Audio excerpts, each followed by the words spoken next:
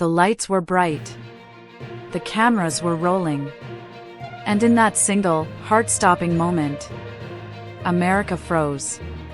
Karoline Leavitt leaned forward, her eyes narrowing, her voice sharp as a blade.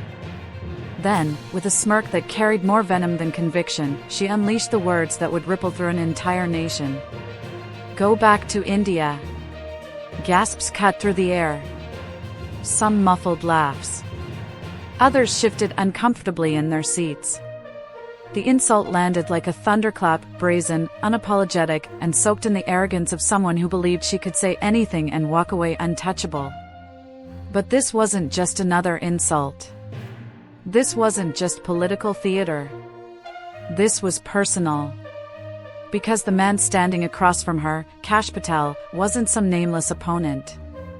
He was a former federal prosecutor, a national security official, and a figure who had spent his career navigating the stormiest waters of Washington. The room fell silent. The kind of silence that isn't quiet at all, but heavy, electric, buzzing with disbelief. Reporters glanced at each other. Smartphones shot up to capture every second. And in living rooms across America, viewers leaned forward, hands frozen above their remotes. Because everyone knew what was coming. A response. A clapback. A counterstrike. But how? Would Kash Patel lash out in rage? Would he fire back insult for insult? Would he walk away in disgust? The suspense was unbearable. Even before the words left his mouth, Twitter was already on fire. Clips of Karoline's insult hit social media within seconds. The hashtags multiplied, #Leavitt insults, #go back to India, #Patel clapback. Millions of eyes were glued to their phones, waiting for the moment Kash Patel would respond. Because here's the truth about America in 2025, the insult itself mattered, yes, but the comeback, the reply, the reaction, that's what would echo across history. That's what would decide who walked away as the victor, and who would be remembered as the villain. And make no mistake, in this drama there was already a hero and a villain. On one side, Karoline Leavitt, brash, dismissive, unapologetic. On the other, Kash Patel, underestimated, composed, standing in the line of fire. The stage was set. The audience, both in the room and across the country, was holding its breath. Because what Patel would say next would not just answer her insult. It would shake the entire nation. And as the seconds ticked by, the tension grew unbearable. People whispered, "He has to respond." Others muttered, "He's finished if he stays silent." Commentators later recalled that moment as one of the longest silences they had ever experienced on live television. But silence is not weakness. Sometimes silence is the prelude to something greater, something sharper than rage, colder than mockery, and more devastating than any insult could ever be. And when Kash Patel finally opened his mouth, America would never forget it.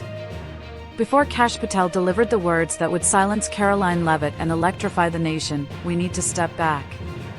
Because this clash, this explosive collision of personalities, wasn't random. It wasn't a passing headline. It was the product of two lives, two ideologies, and two Americas hurtling toward each other like trains on the same track. Performing arts, the villain enters, Karoline Leavitt. To understand the venom in Karoline Leavitt's words, you have to understand Karoline herself. Young, ambitious, and unapologetically provocative, she had carved her political identity by leaning into confrontation. For her, controversy wasn't an accident, it was a strategy. Every insult, every jab, every viral soundbite wasn't just off the cuff, it was calculated. She knew the formula: say something shocking, dominate the headlines, and watch as the outrage fueled her profile. Her supporters loved her for it. Her critics despised her for it. But make no mistake, Karoline thrived in chaos. She didn't just survive the storm. She created it. And when she spat those words, "Go back to India," she wasn't speaking to Kash Patel alone. She was signaling to her base. She was performing for the cameras. It was her way of drawing a line, us versus them, insider versus outsider, patriot versus foreigner. The cruel irony? Kash Patel was born in America. His service to the country was undeniable. But in that moment, Karoline revealed something deeper, not about Patel, but about herself. Shield the hero's journey, Kash Patel. Now, Kash Patel. To his supporters, he wasn't just another political figure. He was a fighter, a survivor, a man who had carried the weight of national security on his shoulders. Born to immigrant parents, Patel's story embodied the American dream. He had risen from modest beginnings to hold one of the most sensitive roles in government, overseeing intelligence operations at the highest levels. He had walked the corridors of power. He had sat in the rooms where history is written. But more than his resume, Patel carried himself with something far rarer in Washington: composure. When chaos erupted, he stayed calm. When opponents slung mud, he stood tall. And that's why this insult hit differently. Because it wasn't just about him. It was about his parents. It was about every immigrant who had fought for a place in America. It was about belonging, dignity, and what it really means to be American. In that instant, Patel became more than a man on stage. He became a symbol. And symbols are powerful. Classical building the arena, America watching. This clash didn't unfold in some backroom debate. It happened under the unblinking eye of cameras broadcasting coast to coast. The set was clinical, bright lights, polished floors, the sterile calm of a televised debate stage. But the atmosphere? It was volcanic. Journalists crowded in the wings, knowing they were watching something historic. Camera operators zoomed in, hungry for the close-up that would go viral. Millions sat at home, snacks forgotten, phones buzzing with notifications. Social media was already ablaze. Clips of the insult were circulating before Leavitt even leaned back in her chair. TikTok stitched her words with captions like, "Did she really just say that?" Twitter turned the insult into a trending topic. And here's the thing, in the age of instant media, the arena isn't just the room you're in, it's every screen in America. By the time Patel drew a breath, the whole country was watching. Some rooting for Leavitt's brashness. Others praying Patel would deliver the reply of a lifetime. Fire the stakes, more than just words. On the surface, this was a spat between two political figures. But under the surface, the stakes were seismic. This was about who gets to define Americanness. This was about whether an immigrant family's child could ever be seen as fully belonging. This was about whether dignity could triumph over bigotry. For Karoline Leavitt, the insult was a weapon. For Kash Patel, the reply would be a shield, but also a sword. He knew if he responded with anger, he'd lose. If he responded with silence, he'd lose. But if he responded with precision, calm, and truth, he could turn the tables in a way that not only defeated Leavitt but inspired millions. And that's exactly why the tension was unbearable. Because everyone watching knew, this was a make-or-break moment. Not just for Patel. Not just for Leavitt. But for the narrative of America itself. The silence was unbearable. Karoline Leavitt's insults still hung in the air like smoke after an explosion. The audience shifted, the moderators fidgeted, and even the cameras seemed to lean in closer.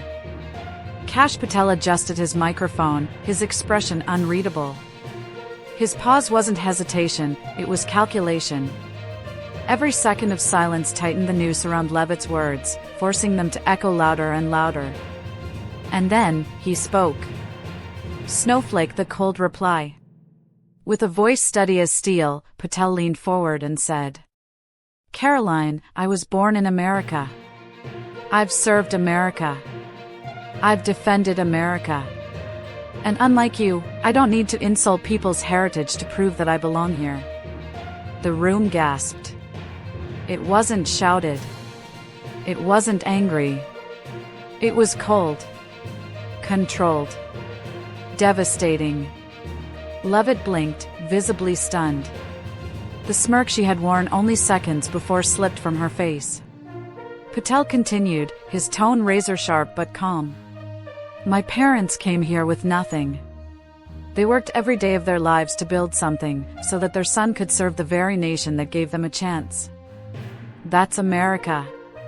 That's what belonging looks like. And if you can't understand that, then maybe it's you who doesn't belong in this conversation. The audience erupted. Applause, cheers, even shouts. The energy surged like a wave crashing through the room. Leavitt tried to cut in, but the momentum was gone. Patel had flipped the script. Fire villains retaliation. But Karoline wasn't about to surrender. She leaned forward, her voice raised, trying to reclaim control. You're twisting my words. I was talking about loyalty, about standing with American values. Patel didn't even flinch. Loyalty, he interrupted, his eyes locked on hers. I've put my life on the line for this country. I've read the intelligence briefings you wouldn't understand if you tried. Don't lecture me about loyalty, Karoline. My record speaks louder than your insults ever will. The audience roared again. Commentators later said it felt like a heavyweight boxer landing blow after blow while the opponent stumbled. Mobile phone, the social media explosion. Outside the debate hall, the internet was in flames. Clips of Patel's reply were being posted by the second. Memes flooded Twitter, side-by-side photos of Patel's calm face versus Leavitt's stunned expression. TikTok edits replayed the line, I don't need to insult people's heritage to prove that I belong here over dramatic music. Journalists tweeted things like, Patel just dismantled Leavitt in under 60 seconds. This will be replayed for years. A masterclass in composure under fire. And for Leavitt? The hashtags were merciless. Hashtag Leavitt humiliated. Hashtag go back fails. Hashtag Patel 2025. She had swung for a knockout, but Patel had turned her punch into the very thing that destroyed her. Performing arts hero versus villain contrast intensifies. What made Patel's response so devastating wasn't just his words. It was the contrast. Leavitt was heated, shouting, desperate to control the narrative. Patel was cool, steady, unshakable. Every time she raised her voice, he lowered his. Every time she flailed, he sharpened. He wasn't just winning an argument.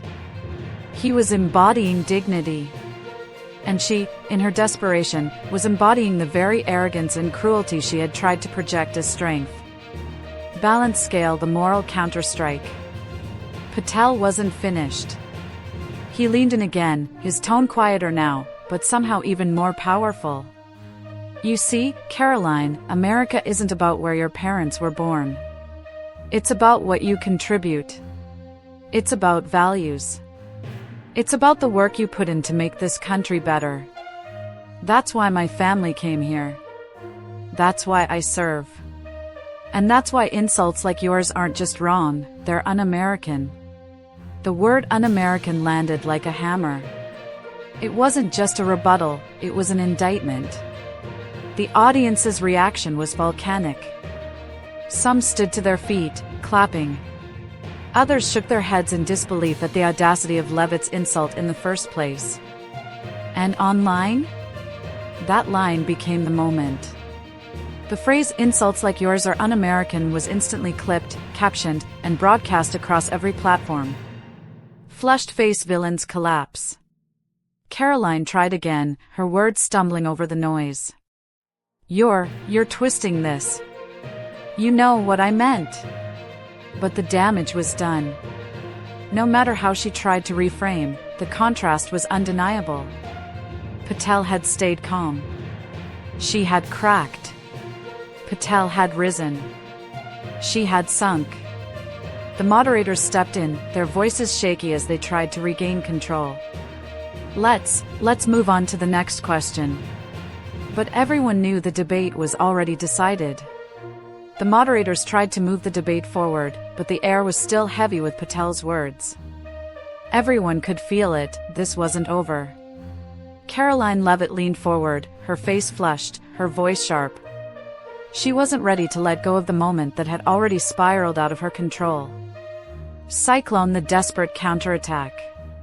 "Don't pretend you're some saint, Kash," she snapped, her tone dripping with bitterness. "You talk about service and values, but let's not forget, you were part of an administration that divided this country. You call me un-American? You?" It was a gamble. A desperate pivot. She was trying to drag Patel down into the mud, to paint him as just another political operator. But Patel didn't flinch. He didn't even raise his voice. Snowflake the finishing blow. He looked directly at her, then at the audience. His words were slower now, deliberate, almost surgical. "Karoline, there's a difference between division and dignity. Division is when you weaponize someone's heritage to score political points. Dignity is standing here, taking your insult, and answering with facts. Division tears us apart. Dignity pulls us together. And tonight, everyone here can see which one of us chose dignity." The crowd exploded. Applause thundered, and this time, it didn't stop. People stood to their feet, clapping, shouting, cheering. It wasn't just support. It was catharsis. Leavitt froze, her words caught in her throat. There was no counterpunch. No spin. Patel's words had landed like a gavel slamming down. Water waved the ripple effect in the room. The moderators, visibly rattled, tried to restore order. But the energy had shifted. Viewers at home could see it. Commentators in the press box could feel it. Even Leavitt's own supporters in the audience looked uneasy. The debate wasn't just continuing, it was being remembered in real time as the night Kash Patel silenced an insult with dignity. Mobile phone the social media aftershock. Online, the momentum reached new heights. Twitter hashtags trended worldwide, hashtag Patel vs Leavitt, hashtag choose dignity, hashtag cold reply. TikTok edits layered Patel's final words over orchestral music, framing him like a cinematic hero. Instagram Reels showed side-by-side crowd reactions, Patel's supporters cheering, Leavitt's expression sinking. One viral tweet summed it up perfectly. Karoline brought a matchstick. Kash brought a glacier. Boxing glove hero versus villain locked in. At this point, the framing was undeniable. The villain, Karoline Leavitt, impulsive, reckless, exposed. The hero, Kash Patel, calm, unshaken, embodying dignity. The contrast wasn't just playing out on stage, it was resonating with millions across the nation. Parents replayed his words for their kids. Teachers used the clip in classrooms. Commentators called it a masterclass in turning hate into strength. Studio microphone the turning point becomes a legacy. By the end of the debate, the moderators had lost all control. The final questions were rushed, the energy fractured. But it didn't matter. The night had already been decided. In the closing statements, Leavitt stumbled through talking points, her delivery flat and defensive. Patel, meanwhile, didn't even need to mention the insult again. His calm closing line, "America is strongest when we stand together," was enough. The contrast sealed the night's legacy. Globe showing Europe-Africa the wider fallout. The next morning, headlines blared across every major outlet. Patel's cold reply freezes Leavitt in debate showdown. Leavitt's insult backfires, Patel emerges as symbol of dignity. One line, one reply, one defining moment. Cable news replayed the clip endlessly. Editorials debated whether this was a career-defining blow for Leavitt. Polls showed Patel's favorability spiking overnight. And online, the moment was immortalized in memes, edits, and reaction videos. The lights dimmed. The debate was officially over. But for millions of Americans, the real story had only just begun. Because this wasn't just about Kash Patel and Karoline Leavitt. It wasn't just about one insult, one reply, or even one debate stage. It was about something deeper, something America itself has wrestled with for centuries. Sunrise, the hero's afterglow. In the hours following the debate, Patel didn't gloat. He didn't spike the ball or replay the clip himself. Instead, when asked by reporters about the exchange, he said calmly, "I didn't answer Karoline for me. I answered for every American who's ever been told they don't belong. Because if you love this country and work to make it better, you belong." That one statement spread almost as fast as his cold reply. To many, it was the true victory of the night. Broken heart, the villain's fallout. Meanwhile, Leavitt's campaign scrambled. Her team released a late-night statement insisting she had been misunderstood and taken out of context. But it was too late. The clip spoke louder than any press release. And America had already decided how the moment would be remembered. Commentators put it bluntly. She threw the first stone. He built a foundation with it. Globe showing Europe, Africa, the social ripple effect. Across the country, ordinary people saw themselves in Patel's composure. Immigrants who had once been told to go back where you came from replayed the moment with tears in their eyes. Veterans posted messages thanking Patel for connecting service with dignity. Students shared the clip with captions like, "This is how you handle hate, with truth, not anger." The story transcended politics. It became about what it means to be American. Balanced scale, the universal lesson. And that was the real turning point. Because Patel's reply wasn't just a comeback, it was a mirror. It reflected a truth back at America. That insults may divide, but dignity unites. That heritage doesn't weaken your claim to America, it strengthens it. That the calm, steady voice of truth can cut deeper than any shout. Performing arts hero versus villain, final contrast. In the final analysis, the contrast was undeniable. Karoline Leavitt, loud, impulsive, reckless. Kash Patel, calm, measured, dignified.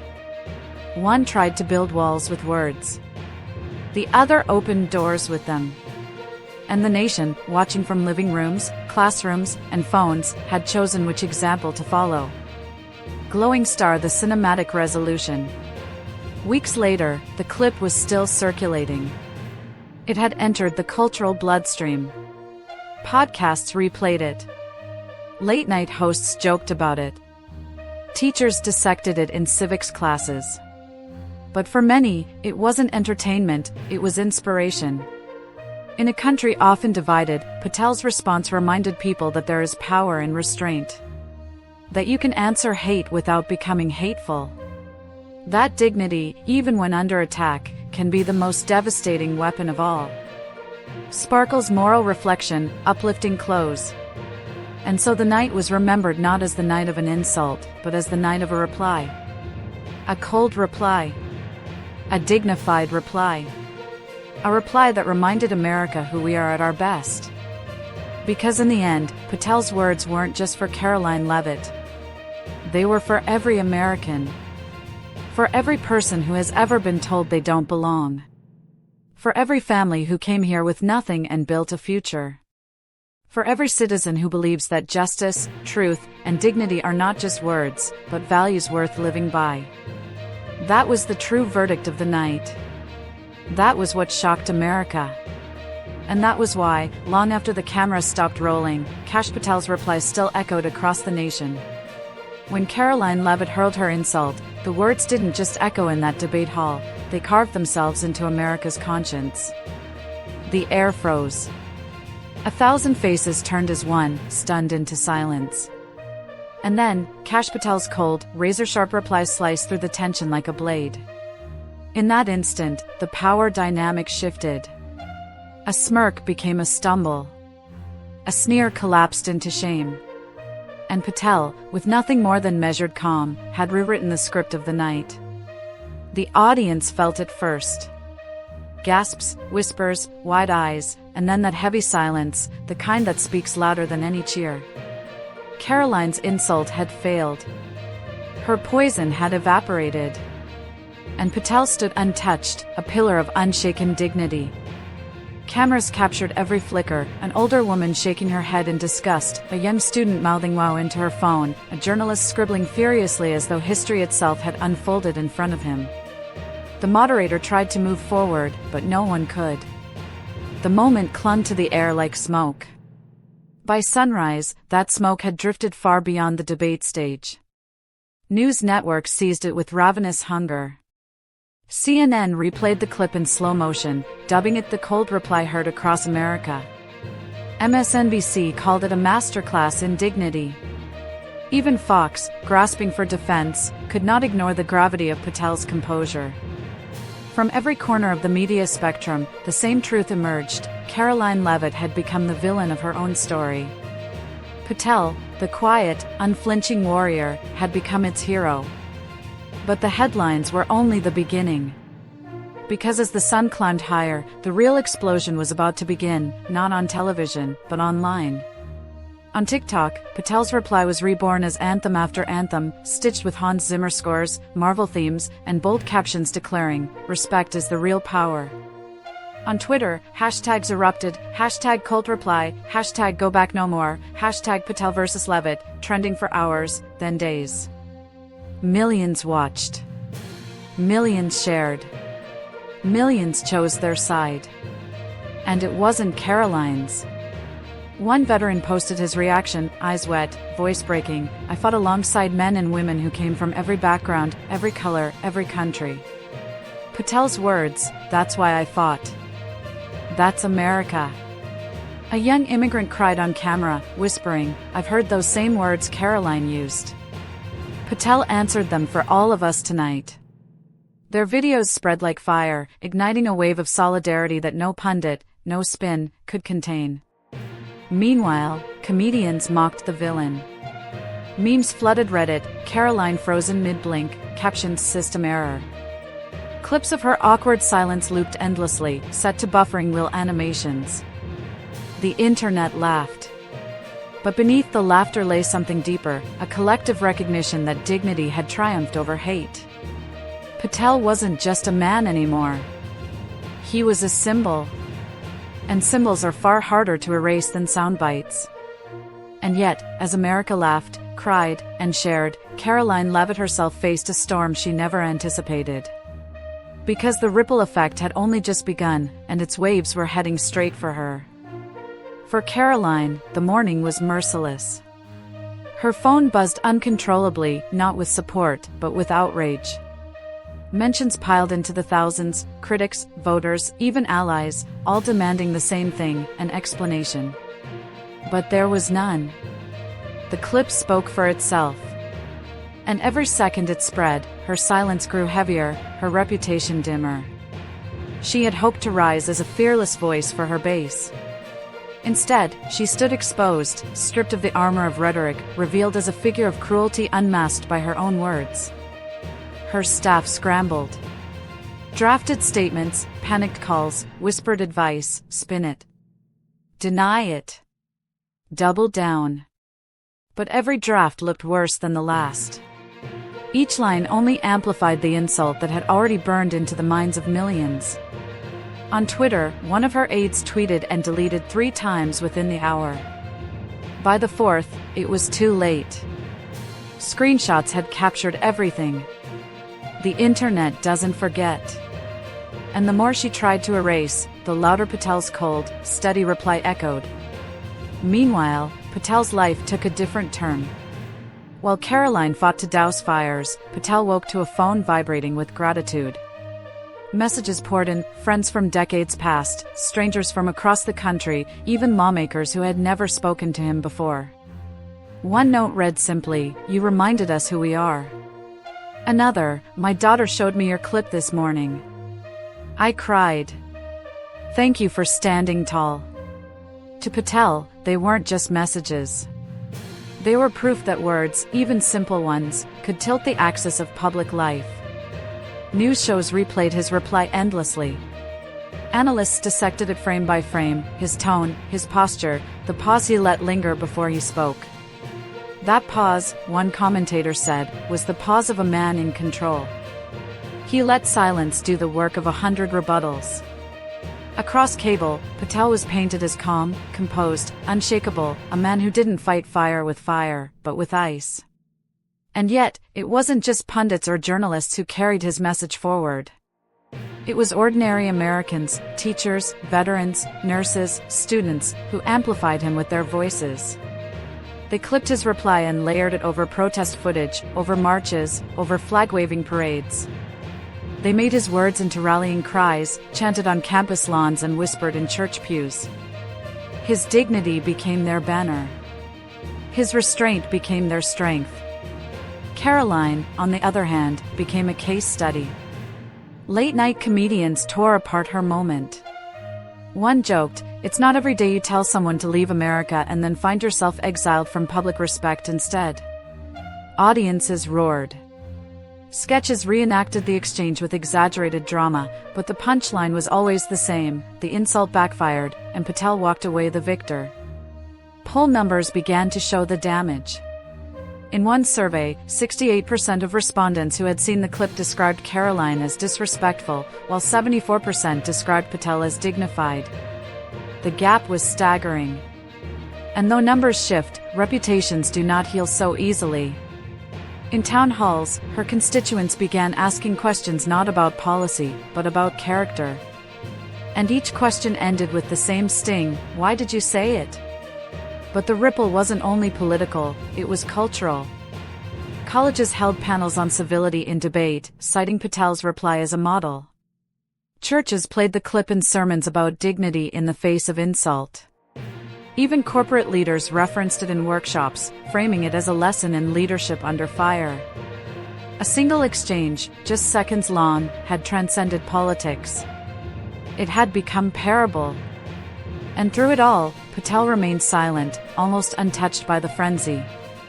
He granted no interviews, gave no victory speeches, issued no statements. His reply had been his final word. He didn't need to explain it. He didn't need to repeat it. The silence that followed became part of the story itself, proof that sometimes, restraint speaks louder than rhetoric. But as his stature grew, Karoline's desperation deepened. She began to lash out, claiming bias, blaming the media, accusing Patel of manipulation. Yet the more she spoke, the more the contrast sharpened: Patel's calm against her chaos, Patel's dignity against her deflection. And America, watching, had already chosen its hero. Still, what happened next would push the drama even further, because the ripple wasn't just shaking reputations, it was about to shift careers, futures, and the balance of power itself.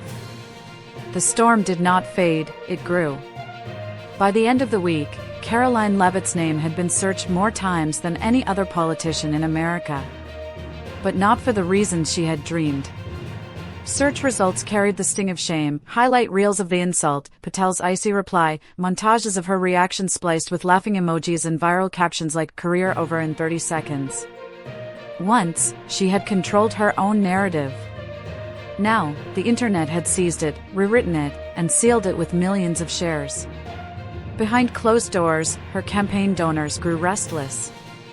Phone calls that once ended with promises of checks now ended with polite refusals. "We can't afford this kind of publicity," one whispered before hanging up. Allies who once cheered her bravado now distanced themselves, issuing statements carefully crafted to defend civility without defending her.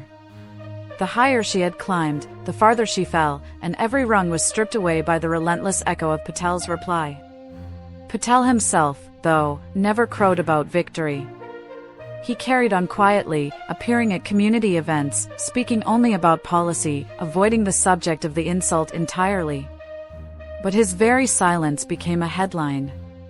"The dignity of saying nothing," one newspaper wrote. Social media swirled with commentary: he won the battle without ever throwing a punch. Patel had become something more than a political figure, he was now a symbol, a mirror reflecting what Americans wished their leaders would be. And symbols, once born, take on lives of their own. Artists painted murals of Patel standing calmly against a storm of words. Musicians sampled his reply, turning it into spoken-word tracks layered over orchestral music. Even children echoed his words in classrooms, repeating them as though they were proverbs. His response was no longer just an answer to an insult. It was a creed, spreading like wildfire across generations. But while Patel rose, Karoline began to unravel. Every public appearance turned into an ambush of her own making. Protesters held signs that mocked her words. Students shouted questions she refused to answer.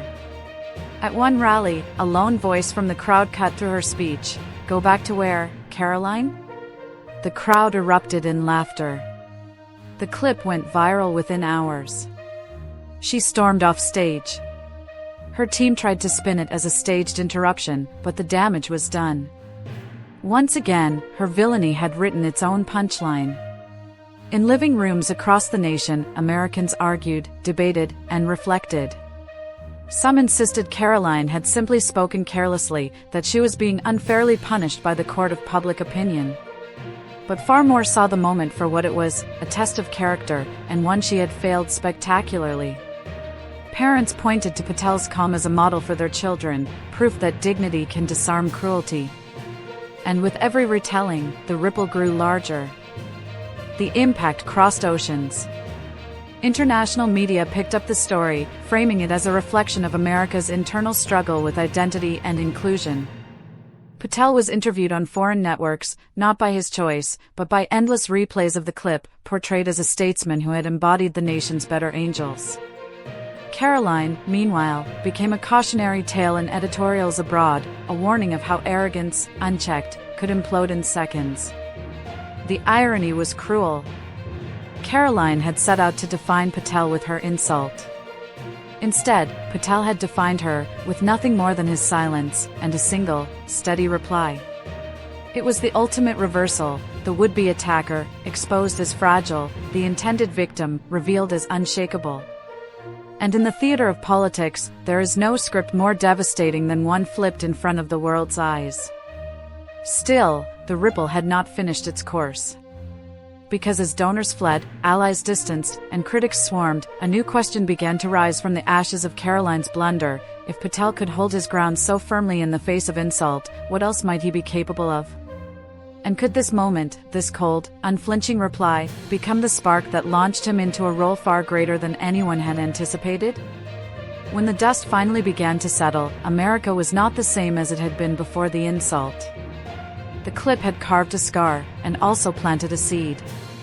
Karoline Leavitt, once hailed as a rising star of defiance, now bore the mark of disgrace. Kash Patel, once underestimated by pundits and dismissed by opponents, had become the man who redefined composure in the storm. The insult was history. The reply was legend. For Karoline, the aftermath was brutal. Editorial boards called for her resignation. Local newspapers, once sympathetic, printed op-eds from constituents demanding accountability. Donations that had dried to a trickle stopped altogether. Staffers quietly resigned, unwilling to tie their futures to a sinking ship. What had once been a campaign machine now felt like a funeral march, slow, silent, inevitable. In television interviews, she attempted to reclaim the stage. She spoke of misinterpretation, of bias, of unfair standards. But the words rang hollow. Each time she tried to explain, clips of her insult replayed beside her face, drowning out her defense. Her tone grew defensive, brittle, desperate. The more she spoke, the clearer the contrast became, Karoline still fighting shadows, Patel already moving forward. And Patel did move forward. But not with a victory lap. Instead, he walked with humility. When asked by reporters to revisit the insult, he declined. "The moment speaks for itself," he said, and nothing more. He spoke instead of policy, of unity, of building bridges. Each word painted him not as a man who had endured a moment, but as a leader shaped by it. And Americans listened. They didn't just see Patel as the man with the cold reply. They began to see him as something larger, an embodiment of resilience, of the idea that dignity could triumph over cruelty. The ripple became reality in ways no one had predicted. A surge of volunteers signed up for Patel's future campaigns, citing his reply as their inspiration. Civic groups invited him to speak at events focused not on confrontation, but on inclusion. Even classrooms played the clip, framing it as a lesson in American character. A single moment, born of insult, had become a cornerstone of Patel's public identity. But the most powerful shift was not in Patel's career or Karoline's collapse. It was in the conversations taking place around kitchen tables and in office hallways, in bars and churches, in parks and classrooms. The insult had reminded America of its old wounds. The reply had reminded America of its higher self. And together, the clash had forced the nation to ask, who do we want to be? The one who shouts "Go back"? Or the one who answers with unshaken grace? In that question lay the true aftermath. For even as Karoline's career faltered and Patel's star began to rise, the larger story belonged not to them alone, but to a country that had witnessed itself in the mirror of their exchange. A country that had seen its ugliness and its dignity collide, and that now faced the task of choosing which reflection to carry forward. And yet, just when it seemed the story had closed, Patel's name began to appear in places no one expected, whispered in political strategy rooms, floated in editorials, spoken aloud by citizens who had never thought of him as more than a supporting figure. Suddenly, a question emerged, not of whether he had won the moment, but whether the moment could launch him into something far greater. Could this single reply reshape the very path of his destiny? The clip no longer belonged to the moment, it belonged to the people. Across living rooms and laptops, in cafes and classrooms, Americans pressed replay not because they had missed the words, but because they craved the feeling. That chill of justice. That surge of dignity. That silent satisfaction of watching arrogance collapse under the weight of grace. Every share, every retweet, every comment carried the same undercurrent: this is what we want to see more of in America. Karoline Leavitt became the cautionary tale. Her face became a meme, her insult reduced to a caption underlined with mockery. Satirical shows imitated her, comedians mined her downfall for easy laughs, and her once carefully curated image unraveled in front of the nation. The more she tried to recover, the more she appeared lost, like an actress clinging to a script no one wanted to watch anymore. She hadn't just lost the argument. She had lost the stage. And yet, while Karoline faded into whispers, Patel's presence deepened. Invitations flowed his way, morning shows, university lectures, late-night specials. Not to debate the insult, but to discuss leadership, resilience, and what it means to remain unbroken when attacked. His words echoed with restraint: the reply wasn't about me, it was about what kind of country we want to be. That single line, repeated in interviews, became a rallying cry. Teachers wrote it on whiteboards. Pastors wove it into sermons. Parents repeated it to their children. The man who had been targeted now carried the weight of a nation's reflection. In political circles, whispers grew louder. Strategists noted the polls, how Patel's favorability spiked after the clip. Think tanks analyzed the replay, noting his calm demeanor, the precision of his words, the cultural resonance. Some saw him as the blueprint for a new kind of political figure, unflinching yet unprovoked, passionate yet principled. A man not merely surviving the ugliness of politics but redefining it. But with recognition came pressure. Critics sharpened their pens, accusing Patel of capitalizing on victimhood, of milking sympathy for gain. Opinion pieces emerged suggesting his reply was rehearsed, calculated, opportunistic. Each accusation tested the narrative. And yet, each time Patel faced the questions, his response was the same: silence where others shouted, humility where others clawed. And in that silence, he spoke volumes. In that restraint, America found credibility. The aftermath did not just elevate Patel, it changed him. Once a quiet operator in the machinery of politics, he found himself shouldering expectations. Crowds wanted him to speak for them, to embody the strength they wished they had in moments of insult and indignity. And though he never sought the role of hero, it was thrust upon him by a nation starved for dignity. In the face of ugliness, Patel had become the unlikely vessel for hope.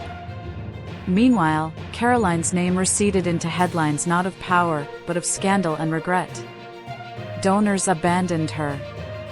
Mentors distanced themselves. Even allies grew silent.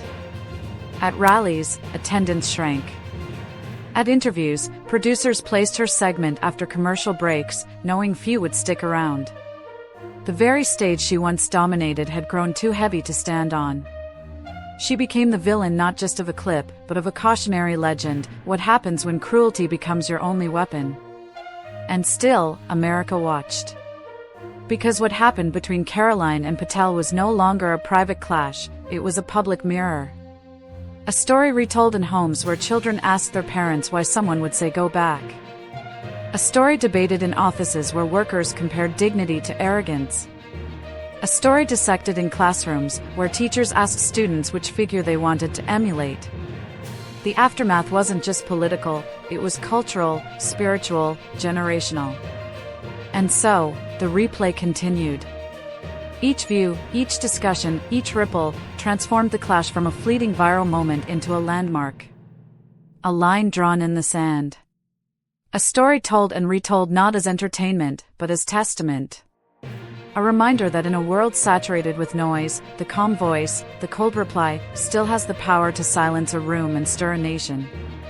But as America leaned into the legend, a new question emerged. Was Patel's reply the end of the story, or merely the beginning of a much larger chapter in his destiny?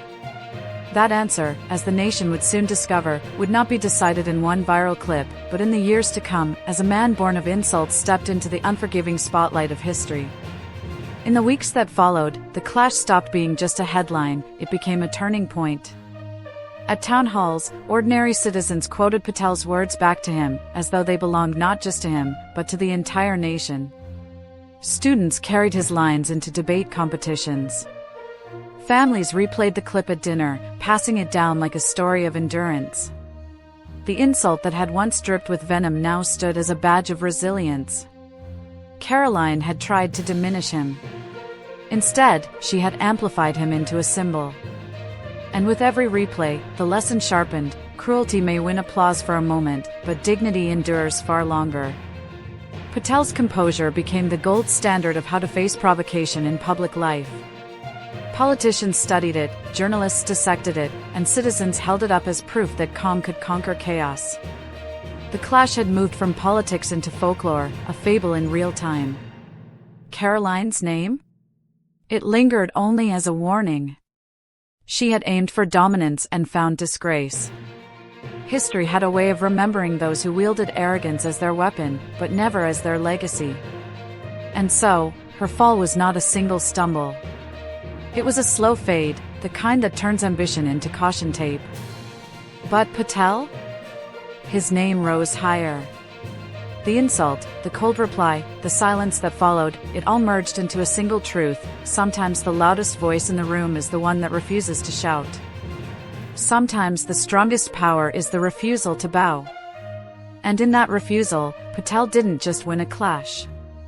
He won a nation's reflection. This was more than a debate. More than a viral clip.